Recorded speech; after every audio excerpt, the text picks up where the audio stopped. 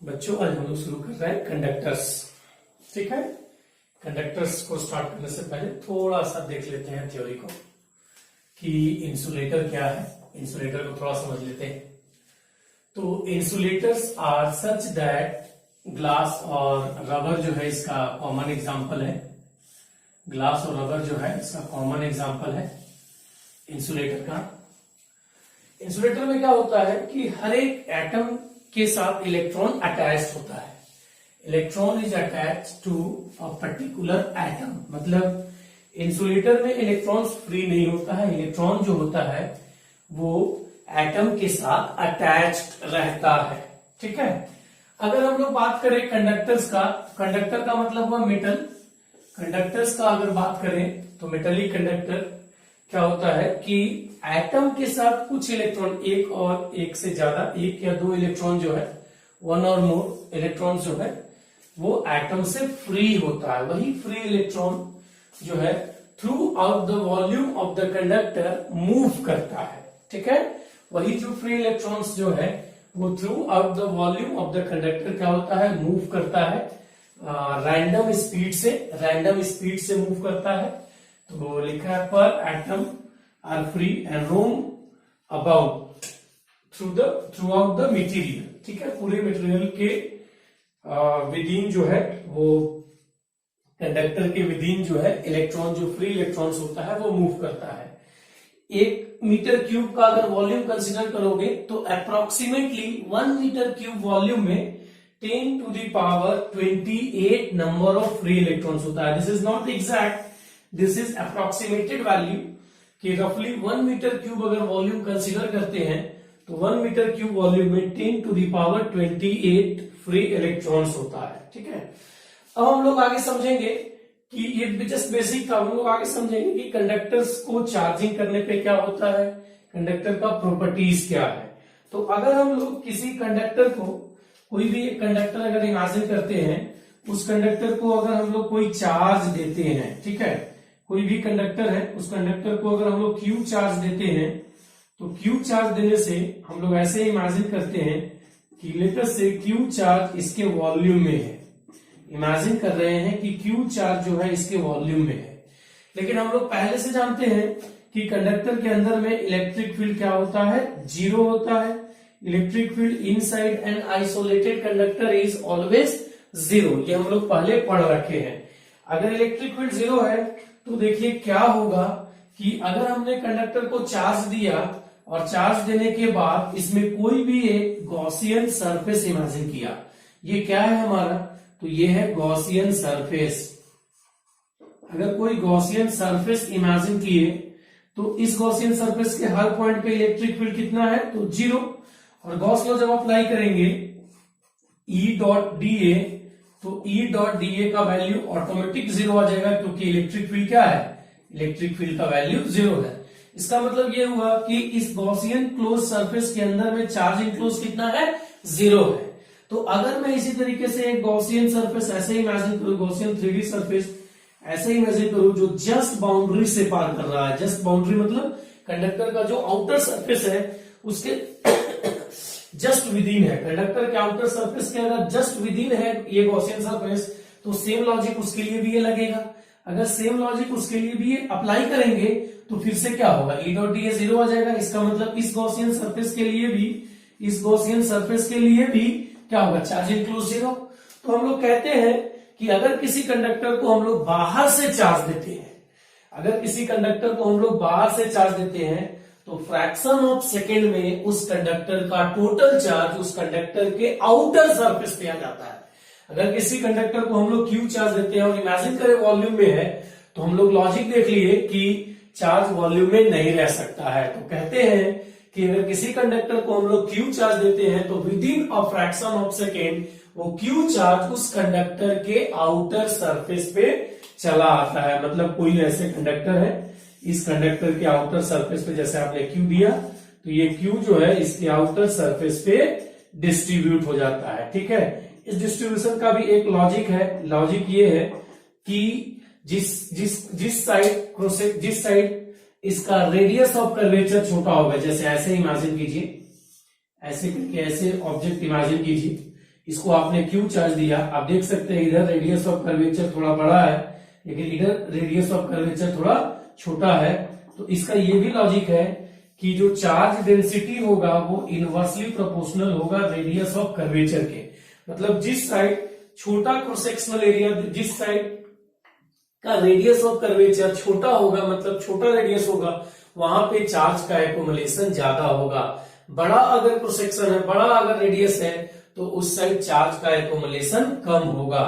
तो किसी कंडक्टर को जब हम लोग चार्ज क्यू देते हैं तो उस कंडक्टर के आउटर सरफेस पे charge within a fraction of second चला आता है और उस कंडक्टर के आउटर सरफेस पे चार्ज का distribution sigma inversely proportional to radius of curvature से डिसाइड होता है। जैसे अगर हमारे पास ये स्फेरिकल कंडक्टर है और इस स्फेरिकल कंडक्टर को अगर हम लोग क्यू चार्ज देंगे तो इस स्फेरिकल कंडक्टर पे चार्ज का डिस्ट्रीब्यूशन यूनिफॉर्म हो जाएगा। ध्यान रखना है कि अगर स्फेरिकल कंडक्टर है और उस पर क्यू चार्ज दिए तो उस स्फेरिकल कंडक्टर के आउटर सरफेस पे जो चार्ज का डिस्ट्रीब्यूशन होगा वो यूनिफॉर्म होगा, क्योंकि अगर स्फीयर है तो उसकी हर जगह का रेडियस सेम है, इसलिए हर जगह चार्ज का एक्युमुलेशन इक्वल अमाउंट में होगा।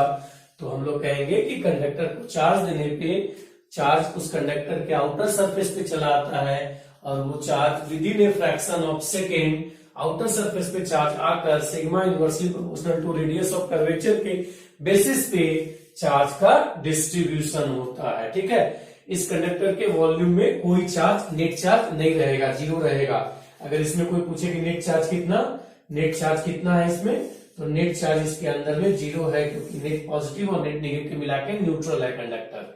और एक और पॉइंट जो मैंने यहाँ पे यूज किया कि कंडक्टर के इनसाइड में इलेक्ट्रिक फील्ड हमेशा ही जीरो है। यहाँ पे इस सिचुएशन को देख रहे हैं तब भी जीरो इलेक्ट्रिक फील्ड है, इस सिचुएशन को देख रहे हैं तब भी इलेक्ट्रिक फील्ड जीरो है। Electric field inside an isolated conductor is always zero. ठीक है, हम लोग बात करेंगे कि कोई भी एक ऐसे ऑर्बिट शेप का कंडक्टर लिया, इस कंडक्टर में ये कैविटी क्रिएट किया। ठीक है, कैविटी किसी भी शेप का हो सकता है। इस कैविटी के अंदर में ये चार्ज क्यू लिया, तो चार्ज क्यू जैसे ही इस कैविटी के अंदर रख देंगे तो अब ये कंडक्टर के अंदर में इलेक्ट्रिक फील्ड नॉन जीरो रहेगा। जैसे ही हम लोग इस कंडक्टर के अंदर जो कैविटी क्रिएट किए उस कैविटी के अंदर चार्ज रखे तो कैविटी के अंदर में इलेक्ट्रिक फील्ड नॉन जीरो हो गया। अब ये नॉन जीरो रहेगा और कैविटी के वॉल पे ऐसे चार्ज इंड्यूस्ड होगा जो माइनस क्यू होगा और बाहर में आ जाएगा प्लस क्यू। ठीक है, अगर आप स्फेरिकल कंडक्टर लेंगे तो स्फेरिकल कंडक्टर का बेनिफिट क्या है, इसमें एक मान लीजिए कि आप स्फेरिकल कैविटी और एक इरेगुलर शेप का कैविटी क्रिएट किए।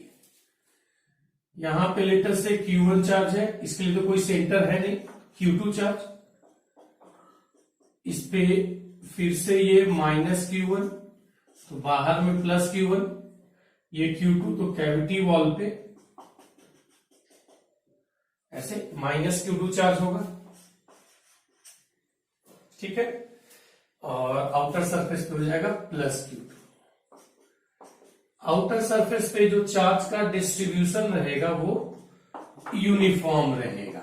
ठीक है, क्योंकि ये स्फेरिकल कंडक्टर है, यहां पे ये इरेगुलर शेप है तो इसमें क्या होगा, नॉन यूनिफॉर्म रहेगा। इसमें आउटर सरफेस पे जो चार्ज का डिस्ट्रीब्यूशन होगा वो नॉन यूनिफॉर्म होगा।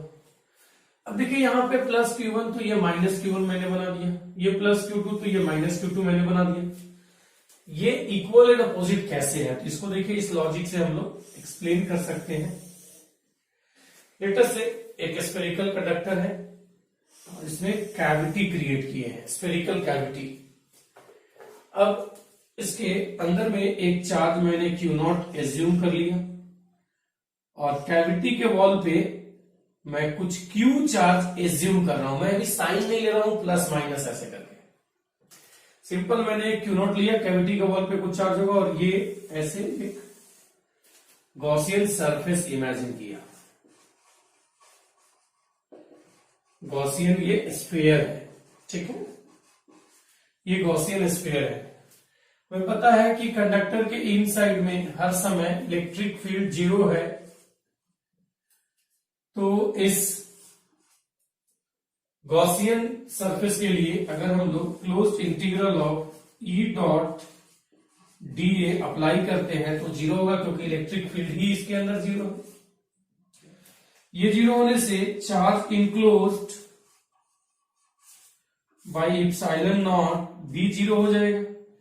इससे क्या समझ आया कि Q नॉट प्लस Q 0 होगा और Q का value minus of Q not होगा।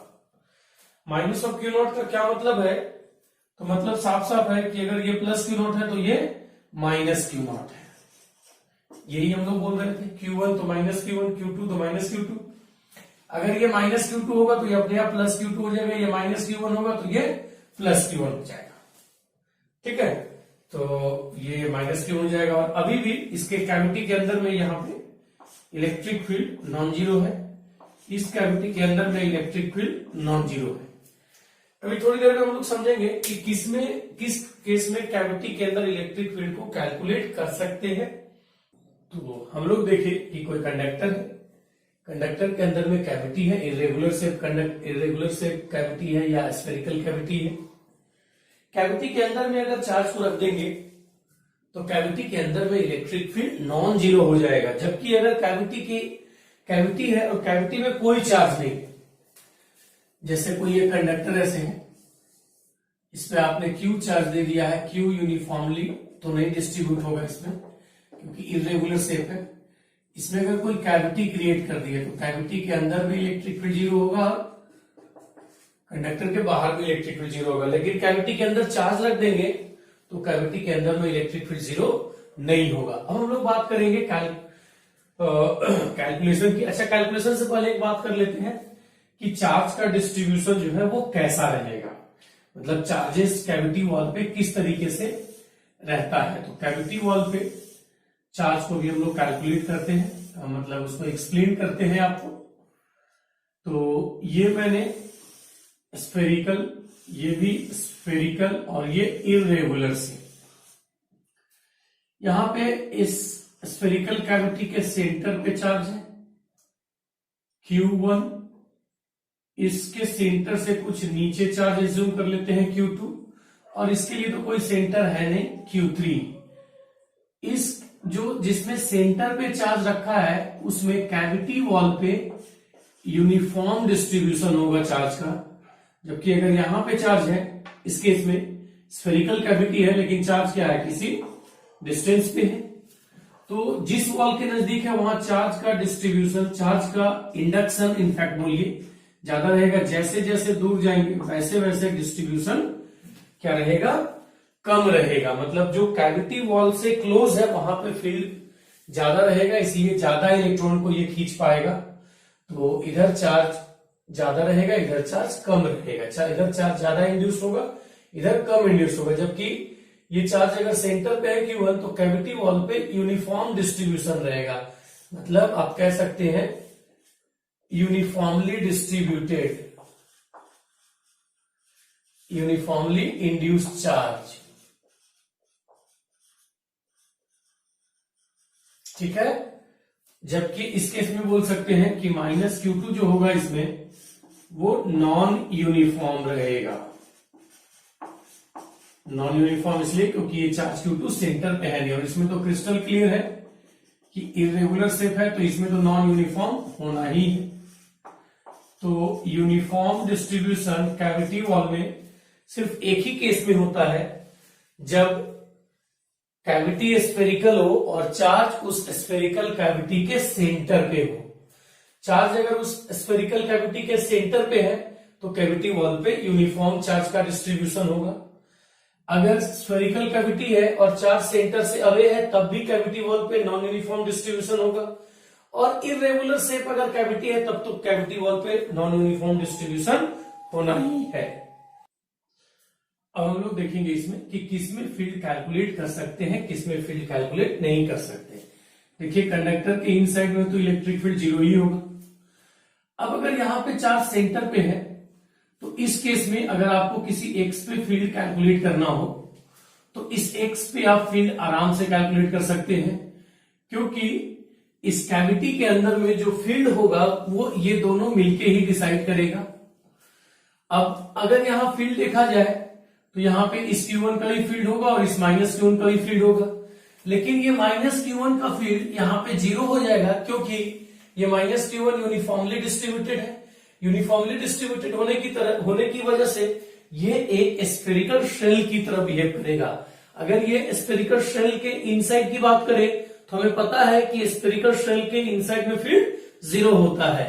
तो अगर यहाँ पे फील्ड देखेंगे तो सिर्फ Q1 की वजह से हो जाएगा, क्योंकि ये माइनस Q1 चार्ज है, माइनस Q1 यूनिफॉर्मली डिस्ट्रीब्यूटेड है, तो यूनिफॉर्मली डिस्ट्रीब्यूटेड शेल की वजह से इनसाइड में इलेक्ट्रिक फील्ड 0 होता है। Electric field inside a thin spherical shell is 0, तो उसके हिसाब से देखेंगे तो ये माइनस Q1 का कोई इफेक्ट नहीं होगा। माइनस Q1 की वजह से यहाँ फील्ड 0 होगा, तो इस केस में फील्ड का जो वैल्यू आएगा वो हो जाएगा k Q1 by x square. इसमें जो फील्ड होगा यहाँ पर वो k Q1 by x square होगा, ठीक है। जबकि अगर बाकी केसेस की बात करें इसमें और इसमें, तो यहाँ पे फील्ड ऑब्वियसली नॉन जीरो है, पहले भी डिस्कस हो चुका है। यहाँ पे फील्ड नॉन जीरो है, लेकिन इन दोनों केसेस में हम लोग फील्ड को कैलकुलेट नहीं कर पाएंगे, बोलेंगे not calculable. Not calculable. Why not calculable? Because the distribution of charge at the cavity wall is non uniform, ठीक है। कैविटी वॉल पे जो चार्जेस है वो नॉन यूनिफॉर्म है, इनका डिस्ट्रीब्यूशन हमें नहीं पता है, तो इनका क्या इफेक्ट होगा यहाँ उसके बारे में हम लोग एक्सप्लेन नहीं कर सकते।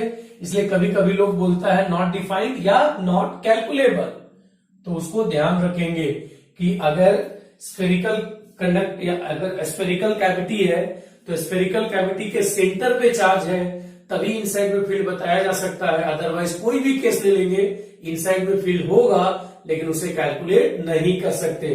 फिर से मैं रिपीट कर रहा हूं, किसी भी कैविटी के अंदर फील्ड कैलकुलेट कर सकते हैं हम लोग, तो हम लोग कहेंगे नो, सिर्फ एक ही केस में कैलकुलेट कर सकते हैं।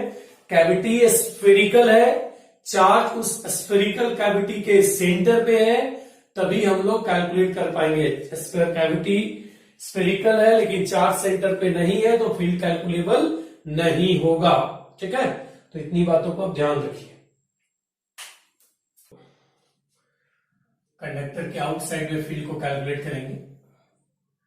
देखिए अगर ये स्फेरिकल कंडक्टर है और इस स्फेरिकल कंडक्टर के इनसाइड में ये कैविटी है,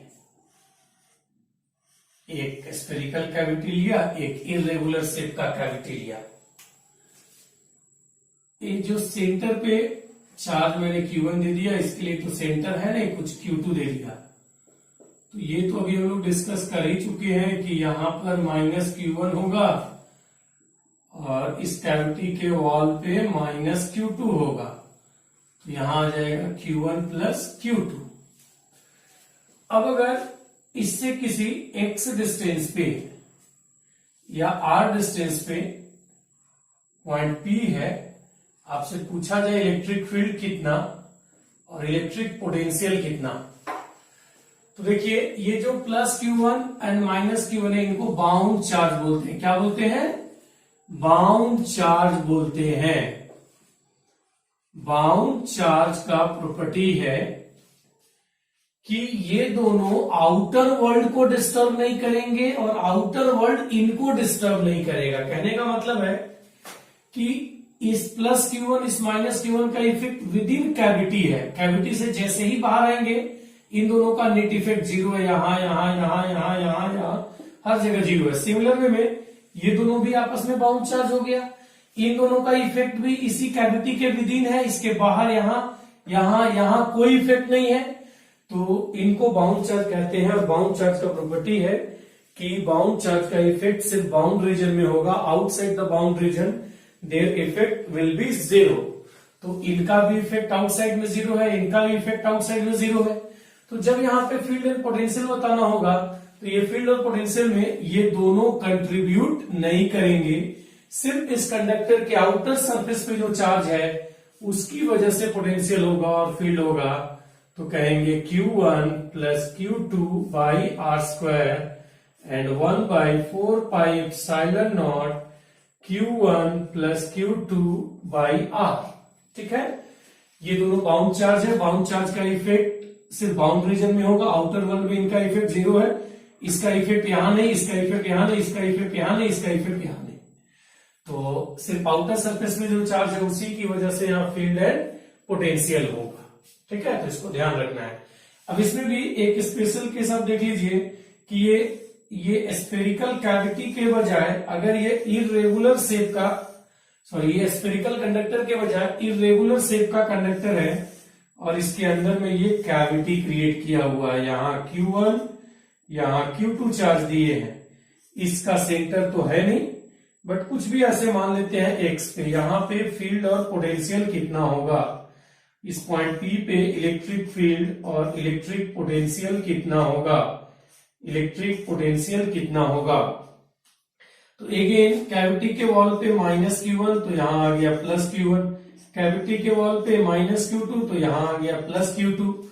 अब फिर से बाउंड चार्ज के कॉन्सेप्ट से जो कैविटी में चार्जेस है, कैविटी के अंदर plus Q1 minus Q1 plus Q2 minus Q2, इनका इफेक्ट तो आउटर वर्ल्ड में है नहीं, तो जो कुछ भी यहाँ फील्ड और पोटेंशियल होगा वो सिर्फ आउटर सरफेस पे जो चार्ज है उसी की वजह से होगा।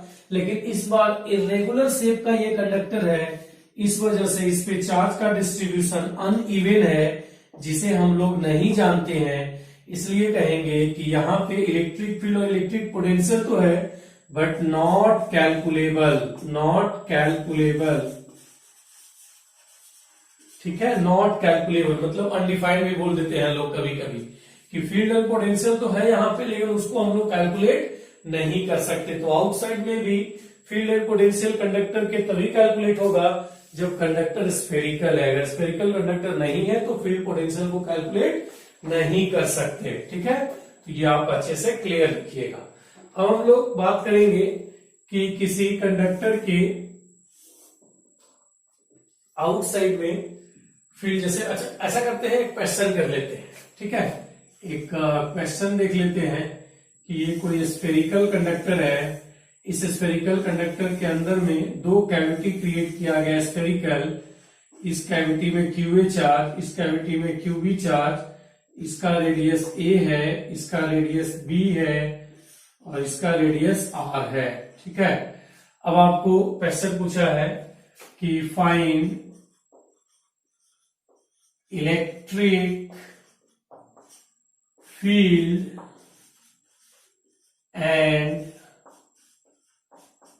potential just outside of the conductor, just outside of the conductor। ये क्वेश्चन पूछ रखा है आपसे कि इस कंडक्टर के जस्ट आउटसाइड एंड इनसाइड में, आउटसाइड में फील्ड एंड पोटेंशियल क्या होगा। तो जस्ट आउटसाइड में फील्ड हो जाएगा K QA plus QB by are square और पोटेंशियल हो जाएगा K QA plus QB by are. ठीक है, तो जस्ट आउटसाइड में बोला तो आउटसाइड में टोटल चार्ज इस पे क्या होगा QA प्लस QB। तो जस्ट आउटसाइड का मतलब आर डिस्टेंस ले लेंगे और ये लिख देंगे। अब इसी में अगर क्वेश्चन पूछा जाए पार्ट बी में, force on Q1, force on QA and QB ये कितना होगा। तो इसमें कहेंगे कि QA एंड QB पे फोर्स कितना होगा, तो QA एंड QB पे फोर्स दोनों जीरो होगा क्योंकि यहां माइनस QB और यहां माइनस QA है, इनका इफेक्ट यहीं पे है तो इसका इफेक्ट यहां कुछ नहीं होगा, इसका इफेक्ट यहां कुछ नहीं होगा, इसका इफेक्ट की वजह से हर जगह इलेक्ट्रिक फील्ड तो जीरो ही है। तो हम लोग कहेंगे कि force on A and force on B, उल्टा लिख दिया मैं, QB दोनों पे जीरो है, इसको ध्यान रखेंगे। ठीक है, अब हम लोग आगे देखते हैं फील्ड ऑफ कंडक्टर, किसी कंडक्टर के सरफेस के विसिनिटी में फील्ड कितना होता है उसको समझते हैं।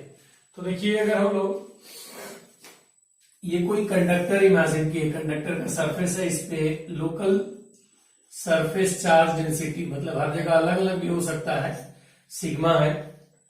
हम लोग चाहते हैं कि जस्ट यहां पे फील्ड मालूम चले, तो यहां फील्ड मालूम करने के लिए ऐसे एक गॉसियन सिलेंडर इमेजिन कर लेंगे, इनसाइड में इलेक्ट्रिक फील्ड बोलेंगे 0, जस्ट आउटसाइड है इलेक्ट्रिक फील्ड E बोलेंगे, इस एरिया को डेल्टा ए ऊपर, ठीक है, इसमें डेल्टा ए नीचे हो जाएगा। अब अगर इसमें गॉस लॉ अप्लाई करेंगे तो कहेंगे according to Gauss law E delta A equals to sigma into delta A by epsilon naught. देखिए ध्यान से, यही क्रॉस सेक्शन यहां पर होगा और इतना ही चार्ज इनक्लोज मिलेगा, तो ये charge enclose sigma delta A हो गया बाई एप्सिलॉन, और यहां से इस कंडक्टर के जस्ट आउटसाइड में इलेक्ट्रिक फील्ड हो गया सिग्मा बाई एप्सिलॉन नॉट। ध्यान रखिएगा, कंडक्टर के जस्ट आउटसाइड में इलेक्ट्रिक फील्ड होता है सिग्मा बाई एप्सिलॉन, जबकि मतलब इनफाइनाइटली लॉन्ग चार्ज थीन शीट, ठीक है, थीन शीट के जस्ट आउटसाइड में सिग्मा बाई 2 एप्सिलॉन वो होता है non conducting. Non conducting large sheet के जस्ट आउटसाइड में सिग्मा बाई 2 एप्सिलॉन फील्ड होता है, जबकि कंडक्टिंग सरफेस के जस्ट आउटसाइड में इलेक्ट्रिक फील्ड होता है सिग्मा बाई एप्सिलॉन नॉट। ठीक है, तो करते हैं इलेक्ट्रोस्टैटिक प्रेशर की। इलेक्ट्रोस्टैटिक प्रेशर कितना है?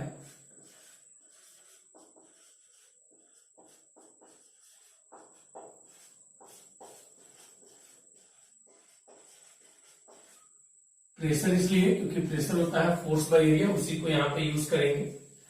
मैं ये कंसीडर कर रहा हूं कोई एक कंडक्टर, ठीक है, इस कंडक्टर पे सरफेस चार्ज डेंसिटी सिग्मा है।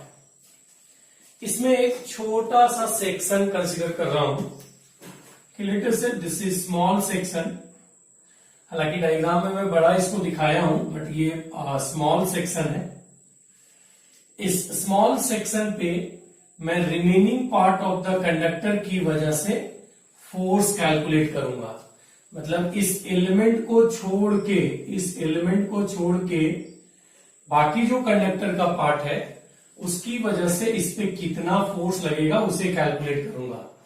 तो देखिए, अगर ये कंडक्टर कुछ मैग्नीफाइड डायग्राम बना रहा हूं, ये ऐसे है, और ये दूसरा वाला पार्ट को आप ऐसे दिखा सकते हैं, प्लस चार्ज, इन पे भी प्लस सिग्मा चार्ज दिया है। अगर जस्ट आउटसाइड की बात करेंगे और जस्ट इनसाइड की बात करेंगे, कंडक्टिंग सरफेस के जस्ट आउटसाइड और जस्ट इनसाइड, तो दोनों पॉइंट ऑलमोस्ट सिमिलर है। अगर ये प्रोड्यूस किया यहां E1, तो ये भी होगा E1। जस्ट आउटसाइड और जस्ट इनसाइड में क्या माइक्रोमीटर से भी स्मॉल गैप है, तो दोनों जगह फील्ड ऑलमोस्ट सिमिलर होगा। अब अगर इसे देखें तो ये बहुत छोटा एलिमेंट लिए हम लोग, इस छोटा एलिमेंट की वजह से अगर इसके विसिनिटी में बोले तो पॉजिटिव चार्ज है, तो यहां से अवे एक इधर होगा E2, तो यहां से भी अवे होगा E2, ठीक है।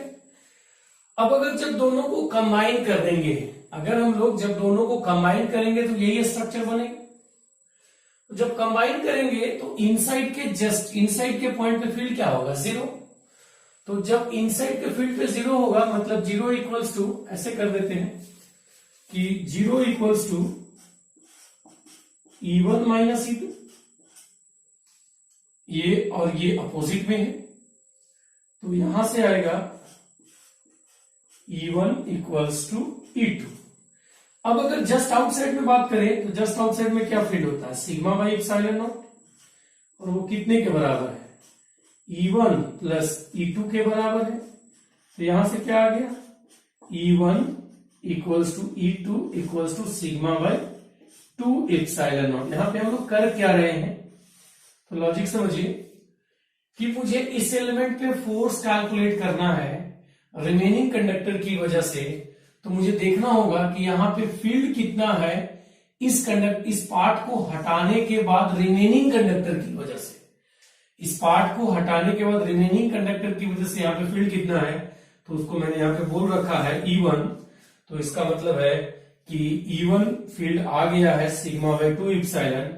अब इस पे अगर फोर्स कैलकुलेट करेंगे DF, तो DF बोलेंगे electric field E1 into DQ। DF equals to E1 कितना है, तो सिग्मा बाय 2 इप्सिलॉन नॉट, और ये कितना है, तो सिग्मा DA। मैं एज्यूम कर ले रहा हूं कि इसका जो सरफेस एरिया है, सरफेस एरिया जो है इसका, इस एलिमेंट का, वो सरफेस एरिया DA है। ठीक है, ये इमेजिन किया।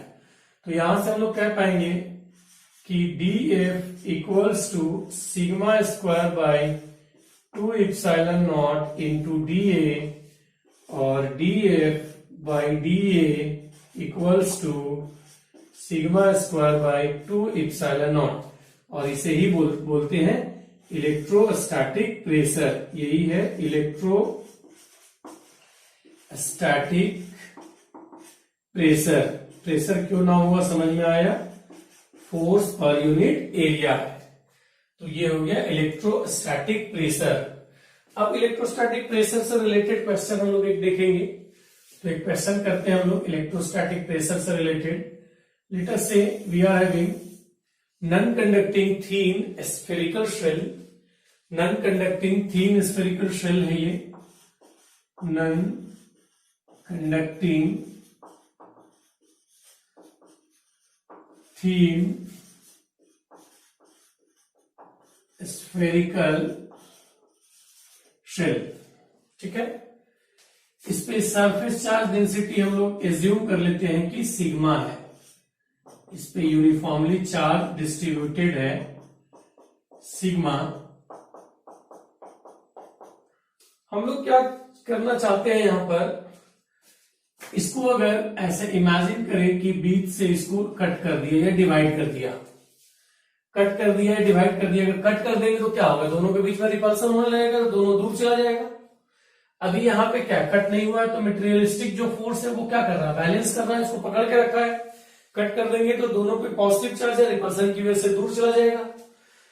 तो हम लोग वही देखना चाहते हैं कि एक हाफ दूसरे हाफ पे कितना फोर्स अप्लाई करेगा।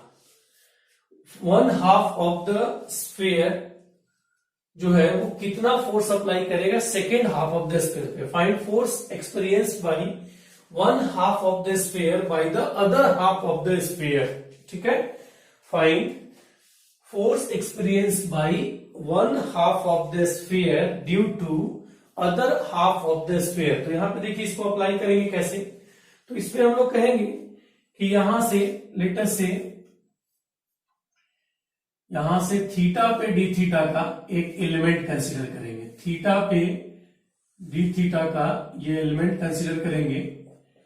ये एलिमेंट को मैं हाफ ही दिखा रहा हूं, ऐसे ऐसे ये 3D में होगा इस तरीके से। ठीक है, 3D में कुछ ऐसे होगा ये। थीटा पे डी थीटा का ये एलिमेंट कंसीडर किया है मैंने। थीटा पे डी थीटा का ये एलिमेंट कंसीडर किया है मैंने। इस एलिमेंट का रेडियस कितना हो गया, एलिमेंट ये रिंग बना है, इस रिंग का रेडियस कितना हो जाएगा, तो ये रिंग का रेडियस हो जाएगा r sin थीटा। ठीक है, तो इसका एरिया कितना हो गया, एरिया हो गया sigma 2 pi r sin theta into r d theta. क्यों, क्योंकि ये वाला लेंथ तो r d थीटा ही होगा ना, तो इसलिए इसका एरिया लिख दिया 2 पाई r। देखिए यहां पे ये गड़बड़ लिखा गया, 2 pi r sin theta into r d theta. ठीक है, तो ये dA आ गया। अब अगर dA को हम लोग 2 pi r sin theta d theta लिख लिए, तो इस एलिमेंट पे हम लोग देखेंगे कि फोर्स कितना एक्ट करेगा। तो फोर्स कितना एक्ट करेगा उसको हम लोग बता सकते हैं कि भाई यहां से इस सरफेस के परपेंडिकुलर में फोर्स ये लगेगा DF 3D में देखें तो इधर भी वही फोर्स होगा DF, सेम DF है हर जगह, और यहाँ पे हॉरिजेंटल के साथ एंगल देखेंगे तो थीटा सेम है, तो ये भी थीटा ही होगा।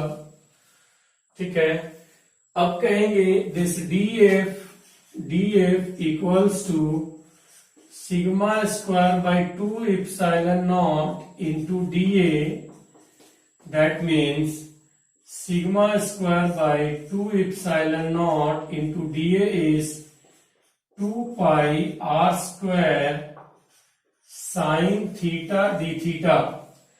अब इसको थोड़ा सा सॉल्व ये लिखें, 2 sigma square by 2 epsilon naught into 2 pi r square sine theta, तो नेट जो फोर्स होगा वो कितना लगेगा, तो इस साइड आप देखिए DF cos थीटा आ जाएगा, और इस साइड आ जाएगा DF साइन थीटा, यहां पे भी इधर आएगा DF साइन थीटा और इधर आएगा DF cos थीटा। ये DF साइन थीटा और यहाँ पे DF साइन थीटा एक दूसरे को कैंसल आउट करेगा, तो जो नेट फोर्स होगा F, that will B integration of DF cos theta, that means sigma square pi r square by epsilon naught into sine theta d theta into cos theta. अब इसको integrate करना पड़ेगा properly, तो sigma square pi r square by epsilon naught into 2 कर दीजिए, और इसको sign 2 theta d theta बोल दीजिए, और इसको इंटीग्रेट कर दीजिए 0 टू पाई बाई 2। लिमिट ध्यान दीजिएगा, देखिए पहला रिंग यहां बनेगा और लास्ट रिंग यहां बनेगा। ठीक है, तो लिमिट जाएगा 0 टू पाई बाई 2, और इसको हम लोग इंटीग्रेशन जब करेंगे तो साइन थीटा का इंटीग्रेशन हमको मालूम होता है कि साइन थीटा का इंटीग्रेशन जो है वो माइनस कॉस थीटा है, तो minus cos 2 theta by 2, 0 to pi by 2, और लिमिट रखने के बाद ये आ जाएगा sigma square by 2 epsilon naught into pi r square. इस इंटीग्रेशन का वैल्यू 1 हो जाएगा। तो आपको इस पर्टिकुलर क्वेश्चन का आंसर मिल गया कि एक हाफ दूसरे हाफ पे जो फोर्स अप्लाई करेगा that will be equals to sigma square by 2 epsilon naught into pi r square. मतलब यहां से ध्यान देने वाला बात यह है कि अगर चार्ज डेंसिटी यूनिफॉर्म है तो आप डायरेक्ट फोर्स को कह सकते हो sigma square by 2 epsilon naught into projected area. ठीक है, इंटू प्रोजेक्टेड एरिया। अगर चार्ज डेंसिटी यूनिफॉर्म है तो डायरेक्टली बोल सकते हैं sigma square by 2 epsilon naught into projected area, क्योंकि ये पाई आर स्क्वायर को ध्यान दीजिए, तो ये पाई आर स्क्वायर जो है वो क्या है, तो एक हाफ का प्रोजेक्टेड एरिया है। तो इस तरीके का कोई भी सेटअप रहे तो आपको क्या करना है, sigma square by 2 epsilon into projected area कर देना है अगर चार्ज डेंसिटी यूनिफॉर्म है। तो अगर चार्ज डेंसिटी वेरिएबल है तो उस केस में आपको ये बेसिक से जाना पड़ेगा, बाय इंटीग्रेशन आपको फाइनल रिजल्ट को लाना पड़ेगा।